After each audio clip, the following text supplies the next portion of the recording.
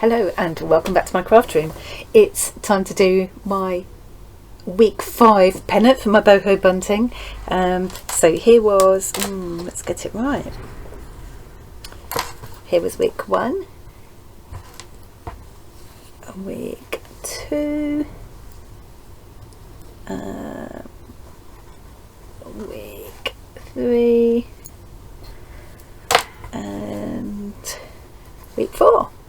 So that's what I did last week, and I had my first go at Shisha embroidery, but it is supposed to be with mirrors, but the mirrors didn't come in time, so I did this flat back jewel instead. This week I've got the mirrors to play with. So let's have a look at what I've pulled out.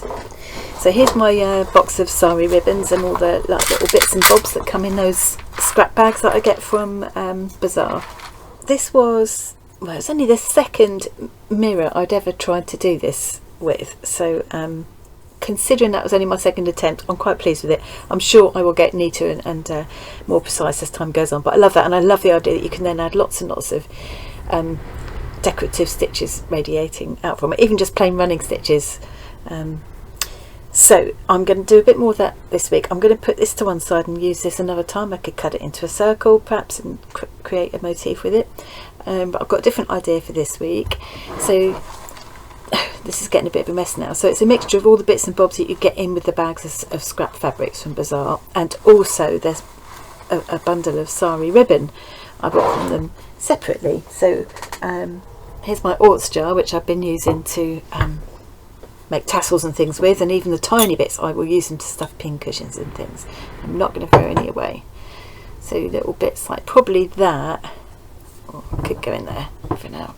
So the main fabrics I want to use, I've picked up this one. I'm going to use as my, this is one of the cotton fabrics that comes in the bags, so I'm going to use this as my backing and as one of the pieces. I'm going to go back to the triangular shape that I did in week 2, I think this was, or week 3, and I'm going to do a combination of these two printed silks and this kind of mauve colour cotton. And I'm going to use the mauve colour cotton to back it with as well. And then I toyed with some different ideas. These are motifs that both came from the, I've only just found that one, but I was thinking about this one. I think that would look lovely, and I think I will do that another time because I think those go beautifully together.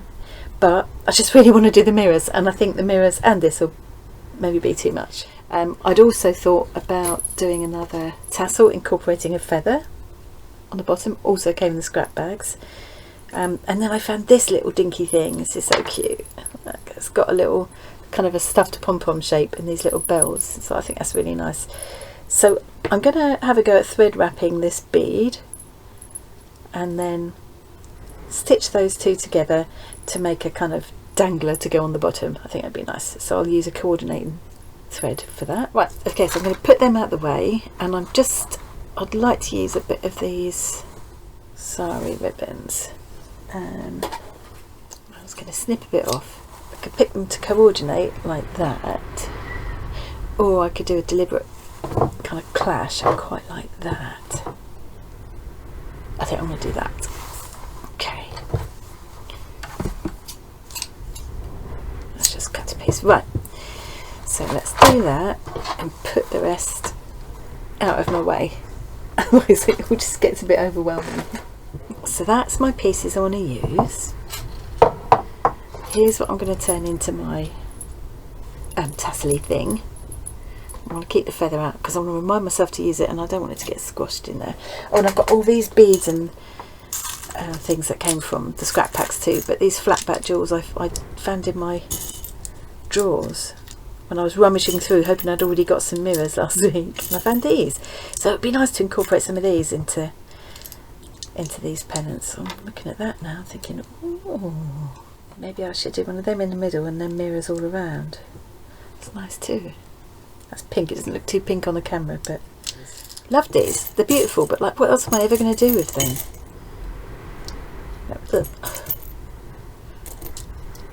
Okay, I'm going to keep that one out as a possibility. This is my little box of flat-backed, of course they're flat-backed, the mirrors. My little box of kind of tiny mirror tiles, that came that I got from Amazon. So I couldn't believe it. They were only £3.50, including the P&P, and they come in this nice little sectioned box which has got these. You can take some of these sections out and move them. Not all of them, obviously. Yeah, just some. So it makes it more versatile. And so you've got some triangles, squares, and circles. And what I didn't realise is that they've got this backing on, and when you take the backing off, they're sticky. So that's really handy for just securing them while you get the stitches on. They look a bit dull because they've got this sort of film on them. You have to take that off, and then you can see it's really shiny. So I've got those. Right, now I'm going to look at my basic recipe. So this is what I've been just using it as a starting point each week, not sticking to it religiously, but just, you know, just to get me kick started if I'm feeling a bit like, I'm not sure what to do, you know. So 5 basic pennant shapes. I'm going for the triangle this time, and I cut all my shapes out. So here's my triangle, and then 5 applique shapes, and I have to choose one. I think I might go for the square this time, but it might be in this orientation, so it's more like a diamond. Now obviously this is too big, but my diamond shape could be this flat back jewel, or it could be one of these square mirrors. Yeah. So this is just to remind me, really, just to help me with the sort of composition. Doesn't need to be this size. And then I've got 5 basic steps. So it's 5, 5, 5. Cut my pennant shape, divide it into 1, 2, 3 or 4 according to this basic pattern. Add the fabric pieces to fit those little sections that I've made. Oh, and 1 applique if I want to use an applique. So the applique could be a ready-made thing, like one of those little paisley shapes I had just now. It doesn't have to be something I have to cut. And then add decorative stitches and other decorative elements, and I would probably put the decorative elements in odd numbers. Then add the backing and finish the bottom edge, and that includes adding tassels or fringing, or in this case one of these little dinkies. So I'm going to start by cutting my backing. I'm going to use this, may as well use this sort of point. I've got my little bag here, beautiful little bag made by a friend at work, Avril. Thank you, Avril. I love this little bag, and it's got everything I need for my slow stitching project in. So I've got this heat erasable pen. Doesn't really need to be erasable because you're not going to see this, but it's just, you know, oops. Now this doesn't include a seam allowance, so I've got to remember to cut, when I cut round it, to cut it a bit bigger to allow for seaming. So that's that, and then just eyeball the centre of my triangle, draw a line down it. So in this first one, I just divided it down the middle. It's quite a small shape, so I thought I won't divide it anymore. I think this time I just fancy a little bit of plain at the top, and then I'm gonna ignore this bit of the line. In fact, I could use the heat erasable. So these erase by rubbing with this sort of silicone feeling bit at the end. I don't know what it's made of. Feels like it might be silicone. But basically the reason they're called friction pens is that causes friction. Friction causes heat, and it's the heat that makes the ink disappear. So you can also make it disappear by ironing it, hanging it over a radiator, blasting it with your heat gun or hairdryer. I've done all those things. You can also make it come back by putting it in an ice box. You know, it might be cold in Norfolk, but it's not that cold, so I'm not worried. In any case, in this instance, this backing isn't going to show anyway, so it's more for my reference. So I'm going to cut 2 pieces, one here, and then another one across there. So let's cut that shape out, leaving a bit extra for my seam allowance. Nothing has to be too precise here, none of it needs to be precise. So next thing is to apply my pieces of fabric. So I'm going to use the printed silks on the bottom. So I'm just going to cut, I don't need to cut a really precise shape. Let's get rid of some of this fluffiness.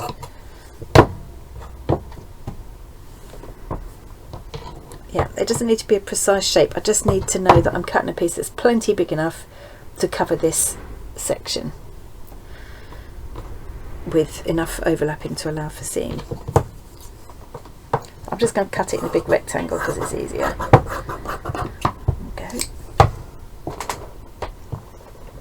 So it's plenty big enough, but the excess will get cut off and it will get used. Nothing will be wasted.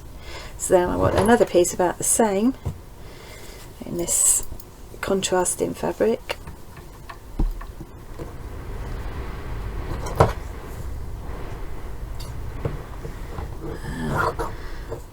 Okay, I'm just going to cut a rectangle. Let's just cut it all out there because it's easy. You'll see, it will all make sense in a minute, I promise. So let's just... This looks really wasteful, but I do use all these bits, so it's not. First thing I'm going to do, I need some pins out of my little bag of goodies. I meant to get round to make myself a little needle book and a tiny pin cushion this week, but I just haven't had time. I'm just trying to fit too much into my life at the moment, I think. Just going to put a couple of pins to roughly hold it in shape because the silk can be a bit unruly sometimes. Start again. I need to make sure that these drawn lines are face down. Right, let's try that again. So, see if I can get away without pinning it. I'm putting these two pieces together, lining up the edges and making sure that these edges overlap that line that I'm going to stitch along, which they do, and these edges overlap that line which I'm going to stitch along, which they do. And there's loads left over which will get cut off and used again. So I'm just going to put 2 or 3 pins in here to hold it in place. The silk does I find it tends to move around quite a bit, so let's just turn this over. I'm going to be stitching along this line and this line. This is the line I'm going to stitch first. I just want to know that my 2 pieces of fabric are overlapping that line. Now, only just at that end. I'm going to move that a little bit. So this is the line I'm going to be stitching along, and you can see that we've got a good amount of overlap of these fabrics here. So now I'm all ready to stitch. I've got my little embroidery flosses in here for later to do my decorative stitching, and all I'm going to do is that, so I'm going to start stitching here. I'm going to start stitching here. This is where the plain piece will go along. I'm going to start stitching here and finish stitching at the point. So it's a really quick process because it only needs to be a little running stitch. For me, this stage is just like preparing a canvas for my fun stitching. So I want this to be kind of quick and pain-free. This is the boring bit really. Well, I like playing with the colours, but you know.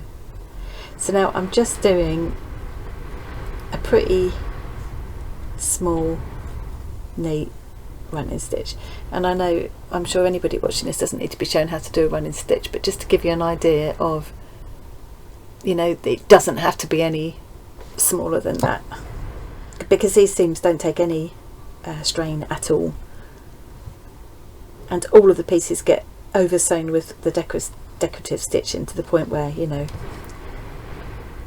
that all helps to hold them together. So this is really just in a way a tacking stitch to hold it together while I play. Lost a little bit of my line there, so I'm just going to guess where it should be. That's fine. One of the reasons I love the boho style is it's so forgiving, because it's all meant to look a bit ramshackle, I think. My version is anyway. Right, so I'm going to finish off with a couple little double stitches, knot it off to finish up, and that's that. So I can take my pins out now, and I can trim off this excess. Got to make sure I don't trim the backing fabric, of course, but these bits I can trim off.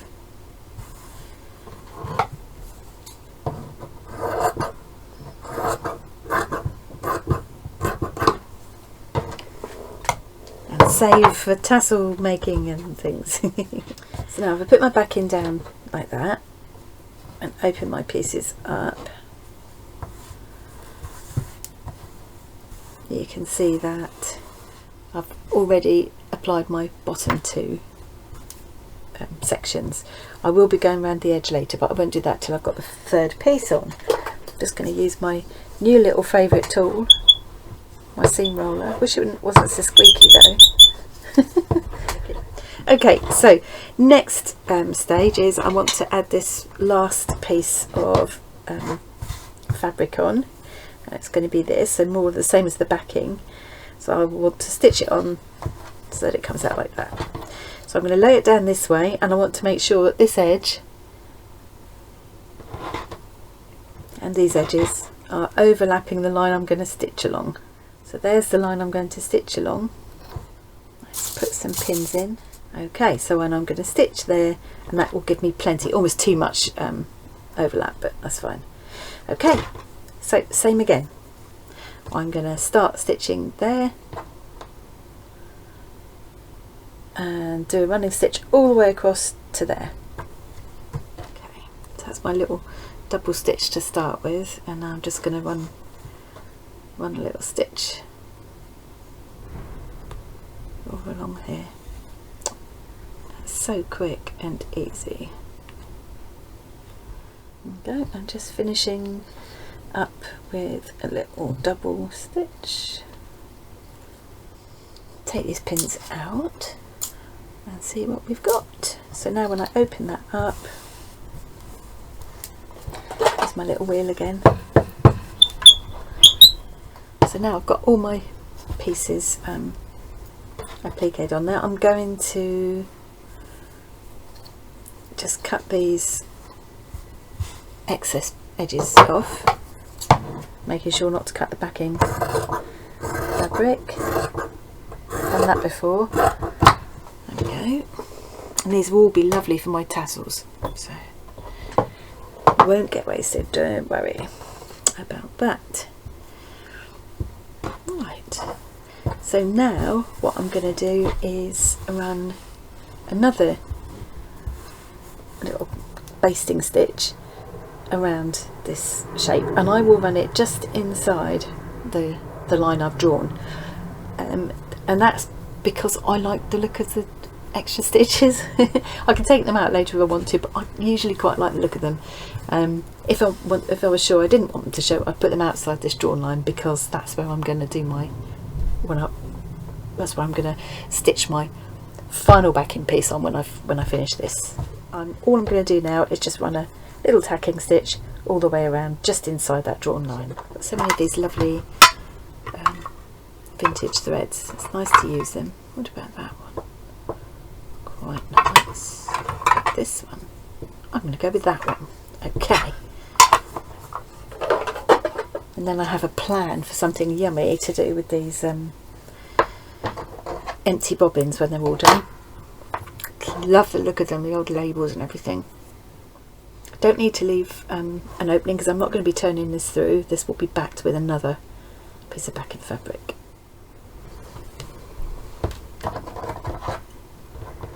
Okay.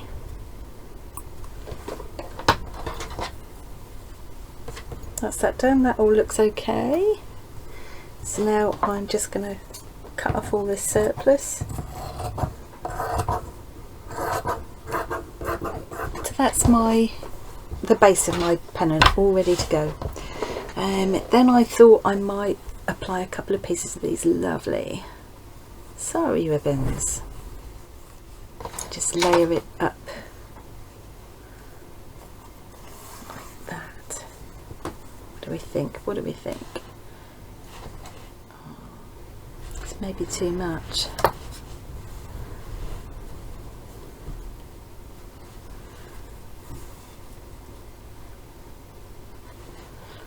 And then I'm thinking this. Less is more or more is more? That's the question. I don't want these all wrinkled up for this.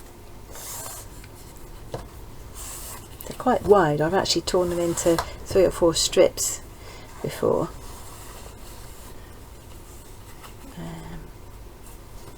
So I don't mind them being wrinkled up a bit, but I don't want them quite so wrinkled. Okay, excuse me while I fiddle about for a bit and decide exactly what I'm going to do.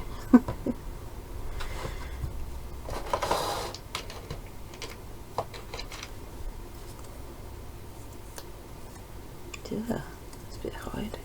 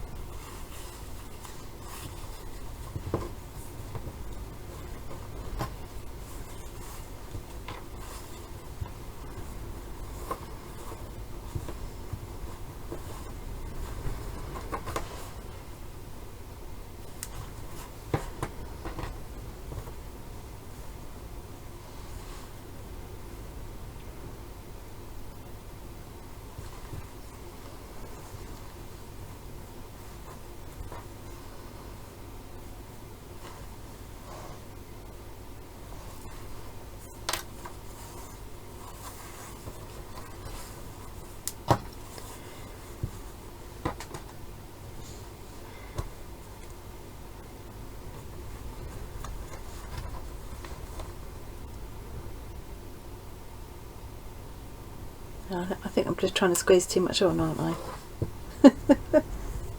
You just can't help yourself sometimes.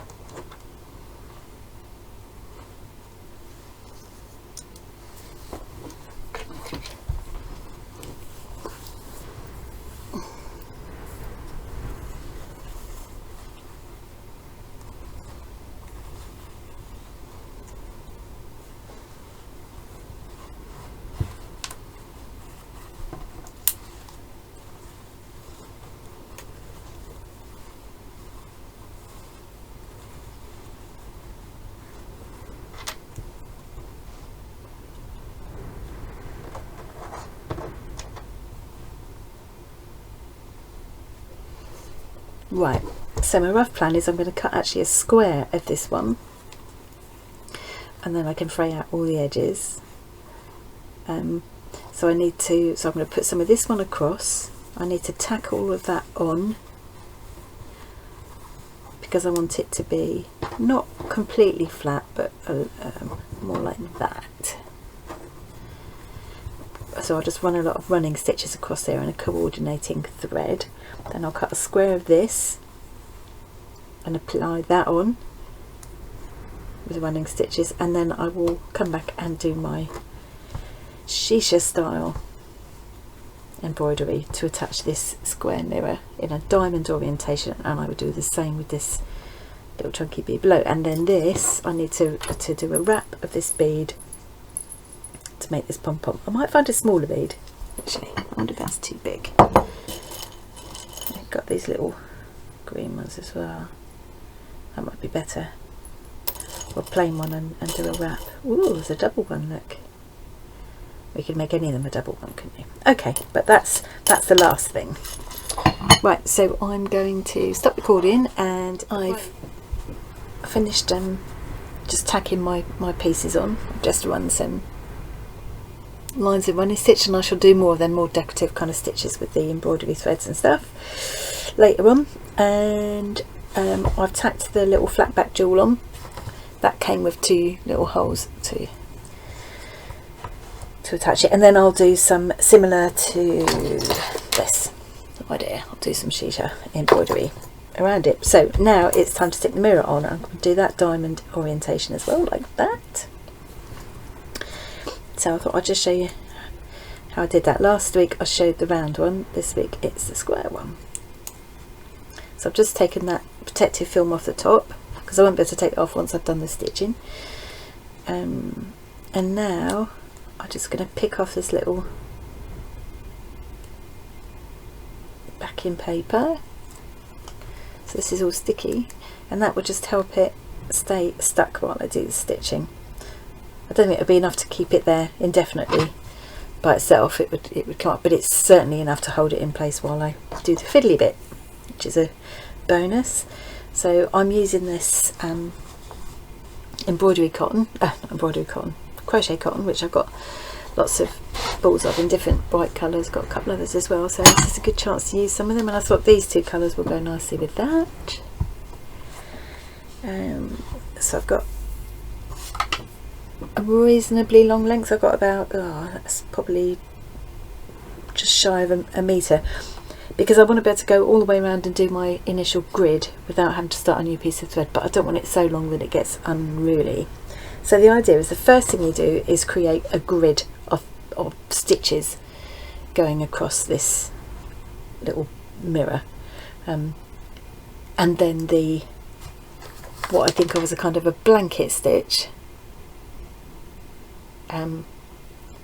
is worked around that, so the grid kind of supports that blanket stitch.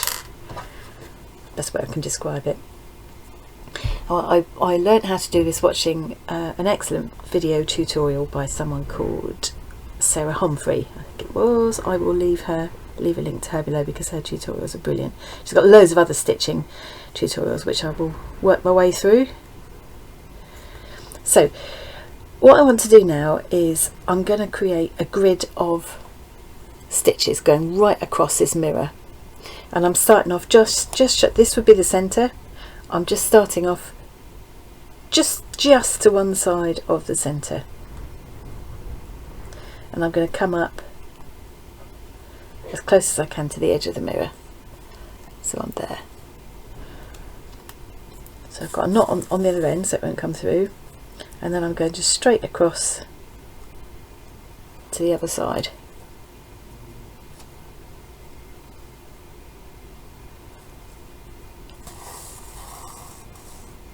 Oops. So that's the first stitch of my grid. And now I'm going to do another one across this way.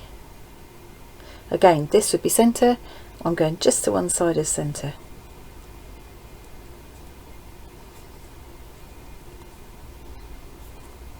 Okay.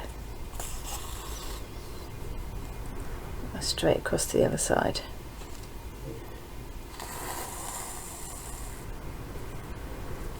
And now I want this one.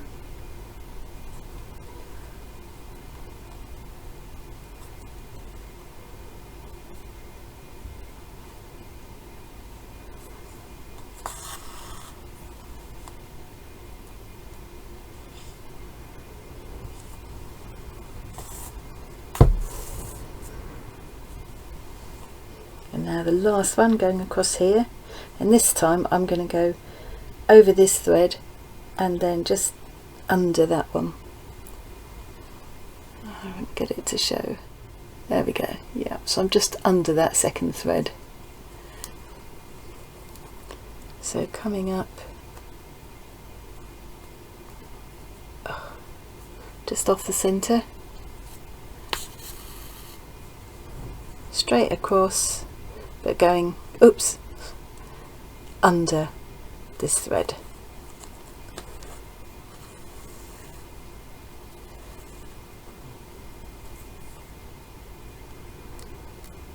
And then down on the other side.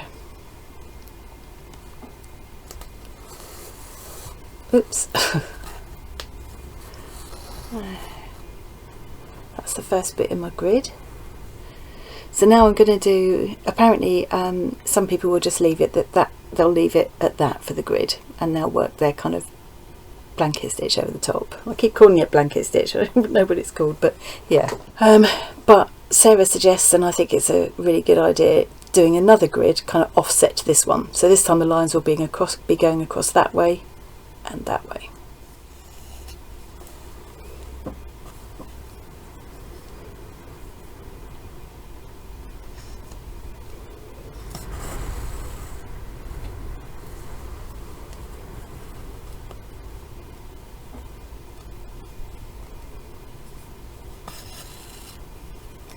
So I'm doing the same thing, but just offsetting it by 90 degrees.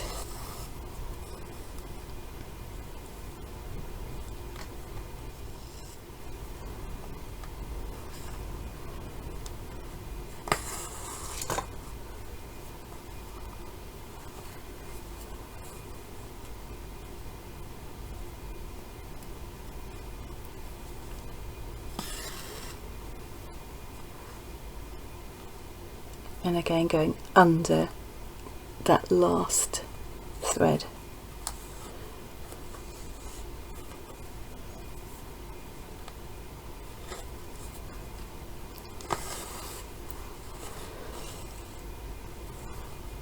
Okay, so there's my kind of base grid, which will support all of the blanket stitches, well, what I'm choosing to call blanket stitches. So you could carry on and start working those now with the same thread, but what Sarah suggests, and again I think it's a good tip, is to just finish off at this point, so that if you do go wrong and have to unpick, you haven't got to start the whole grid again. The grid is kind of separate. She also suggests working the grid and the kind of top stitching, blanket stitching, in the same colour. So if there's any gappage, it won't be so obvious. So I'm going to do that as well, because I think that's again a really good idea. I've got a fairly long length again because I don't want to have to join on another piece. I'm not sure how you would do that, so best avoid it if I can. Now, the needle I'm using is, I think it's a chenille needle because it's got quite a sharp point, but it's got a big eye, which I kind of need because I'm using these thick threads, but I'm having to go through quite fine fabric. So I'm going to start with my so-called blanket stitch. So let's start here. So I'm coming up really close to the edge of the mirror again. I've knotted my thread,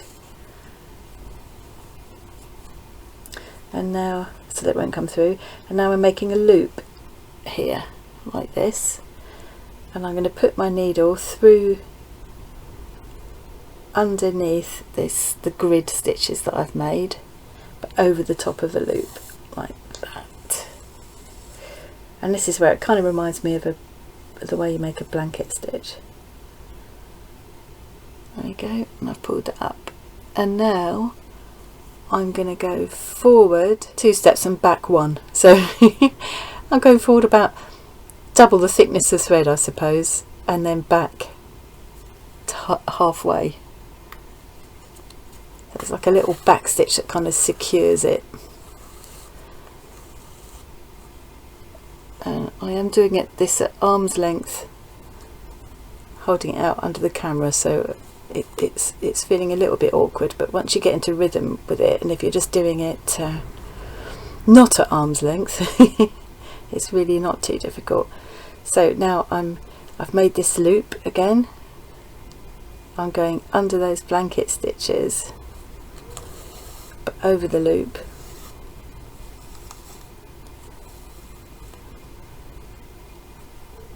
I'm pulling that up tight, well, not too tight. And you can do this on a frame, but I'm thinking with a small piece like this I can manage without. And then again I'm going forward 2 steps and back 1.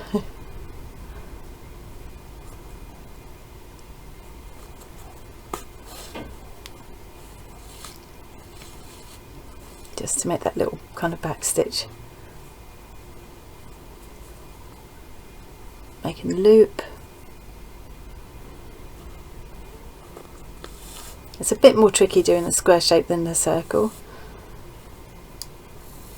and the hole in the middle still ends up kind of circular, and it looks like initially it looks like you've left a really far too small a hole in the middle, but as you can see, as you pull on the threads, as you work round, the hole gets bigger and bigger, and you've got to be really careful at this stage not to put it too tight on this side, otherwise you won't have enough scope. You won't be able to pull it over enough this way, and you don't want to pull it so far that the mirror ends up popping out either. So I think you have to pull not too hard at this stage. I think probably I might have had beginner's luck the first time. It might all go horribly wrong this time, but I honestly didn't find it not half as difficult as I thought it was going to be. You can see that if I can get it to focus, you can see that it's starting to form that stitch now. So I'm making the loop over here, sliding my needle underneath the grid stitches and over the top of the loop and pulling it up. Piece of cake. I find sometimes I have to use the point of my needle to sort of adjust the stitches a bit. Okay, so I'm working around the corner now, which is a little bit awkward, but not impossible.